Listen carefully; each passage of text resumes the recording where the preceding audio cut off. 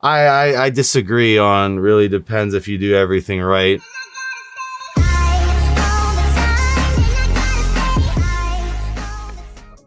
What is up, everyone? It's Russo. I hope everyone is doing well.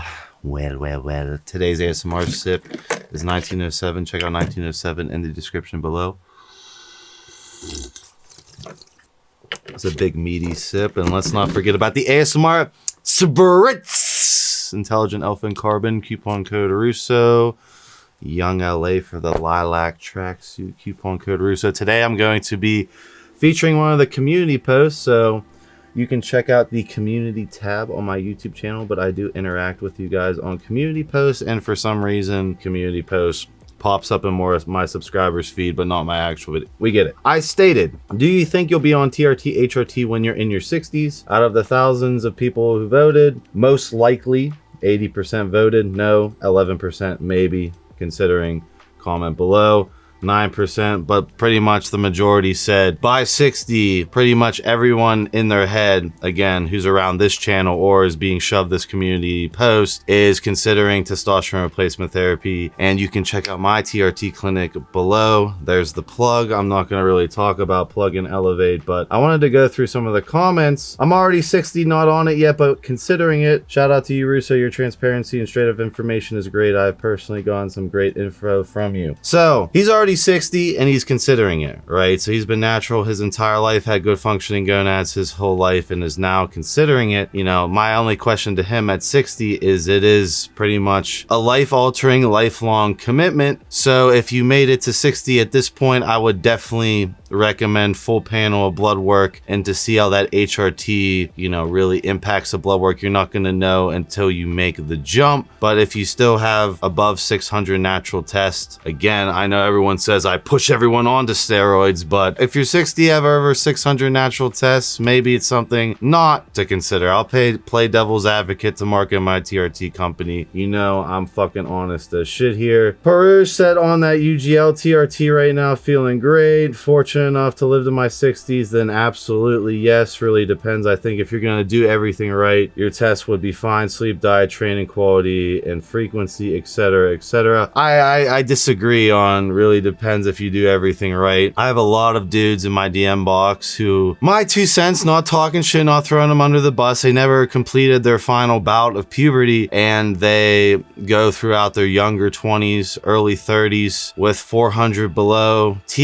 Quality versus quantity of life argument, obviously going on T, that's a lifelong commitment like I just stated, and we have a 60-year-old who I again pointed towards that at that age, you have to see if it's going to impact your blood work in a negative manner, and if you made it that far at 60 with great erections every day and everything, might not be something to consider. But with this new generation, with the demasculinization of all these screens, you know, the porn, and this impacting young male, young boys' trajectories towards men, aka everyone's dick size is going down, science, black pill, tinfoil hat. You know, I think there are a lot of dudes who do everything right. I witness it, and they try to recover their natural testosterone to a good number, which in my opinion is 600 plus. That's Russo's number in his head. And if you are in your mid-20s doing everything right and you're still around 400, quality versus quantity of life argument. So I'll play devil's advocate again to that. I was down as low as 250 score 2 months ago, stopped drinking and jumped 100 points, going to see where I am after 4 months to decide.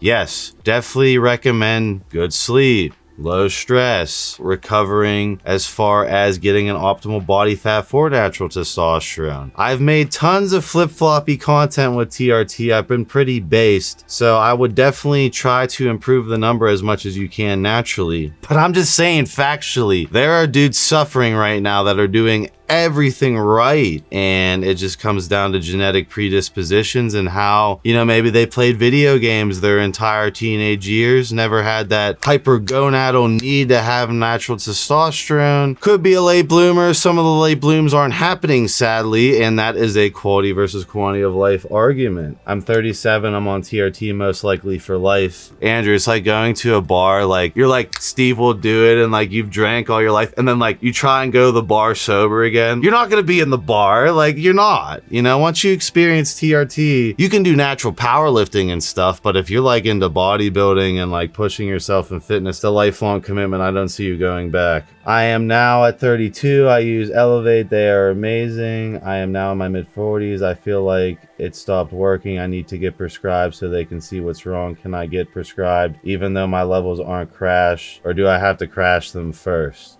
So with Elevate, personally, I can't speak for every TRT company because there are ones that are doing crazy illegal things. I've seen some crazy shit now with all the beef of, you know, being in the testosterone industry at this point, but it's a symptoms and blood work based thing. So if you have ED, if you feel like something is wrong, then if the number is a little bit high, then they're going to work with you at that age. If you're, you know, a 16-year-old trying to dupe the system and you're going to talk to a licensed physician at Elevate, they're not going to play along with that bullshit. They're not going to want to get sued over you. They're not going to do that shit. So it's a case-by-case situation. And overall, I think at your age, they're going to be very understanding. My question to you is, why the hell would you wait till you're 60? If you're over 35, plan on running more than one cycle per year, then you should just save yourself the trouble of the hormonal roller coaster and go straight to TRT dose in between cycle. Nothing nonsense doses you see online. Real TRT, HRT, 120 to 160 per week. 165 being, you know, HRT. Over 200 being TRT. Bodybuilder TRT being 250 to 350. He's saying just go on real HRT if you're going to start fucking with your hormones. I don't know. I've seen both sides of the coin. I've had friends, I've had followers, you know, I'm going to do one testosterone cycle. I got my results. I recovered back to 600 plus. You know, I mutated my body a little bit. I don't want to fuck with always being a pincushion, all that bullshit. I got a lot out of one cycle and I walked away. There are dudes that cycle for a little bit. They walk away. Their pituitary HPTA doesn't get fucked up. It's a roll of the dice for everyone, by the way, but a lot of people can do cycles, come off cold turkey, recover their shit, keep the gains that they could hold on their natural baseline, and they're content. You know, not everyone jumps down the full rabbit hole, although I will say here, you know, for harm mitigation, that is a lifelong commitment, that if you are going to constantly be playing with gear, then I do agree with Smont here that you shouldn't be fucking trying to restart the HPTA. You shouldn't be going off for a tiny amount of time and then just fucking stressing your body out. I 100% agree with that. With everything going on in the world, all the other hormonal factors of the environment, such as blue light, stress, the chemicals put in the food, everything that's targeting the gonads, all the phytoestrogens, the plastics, all that bullshit, then you can make the argument that you should just cruise low dose. And he was very well spoken or well written in saying that it's a real dose of 120 to 160 per week, meaning 120 to 160 per week probably puts your natural testosterone anywhere between 650 to 900, which is well within the echelon ranges of studying blood work for years, the upper echelon being around 1,000. You know, there are males out there that naturally make 1,050 out of their testicles, so you could say that's like pretty much the most well tolerated dose would be around, you know, anywhere between a 600 to 800 level, which he's shooting for. My question is, it always depends on the quality versus quantity of life argument. You know, I made arguments for if you're already 60 and everything's good, your heart has only so many beats. If you're going to add in a bunch of tests and then, oh, you're on test now, you feel amazing, and then you want to add in Anavar and then you want to like do all this shit. At 60, I wouldn't be doing that. You know, I would just be doing 120 a week. And if you already make above 600 tests naturally, even at 60, which there are dudes that exist. Andrew, I remember I met a natural bodybuilder. He was like 55 and had an 800 testosterone score naturally. So like he grew up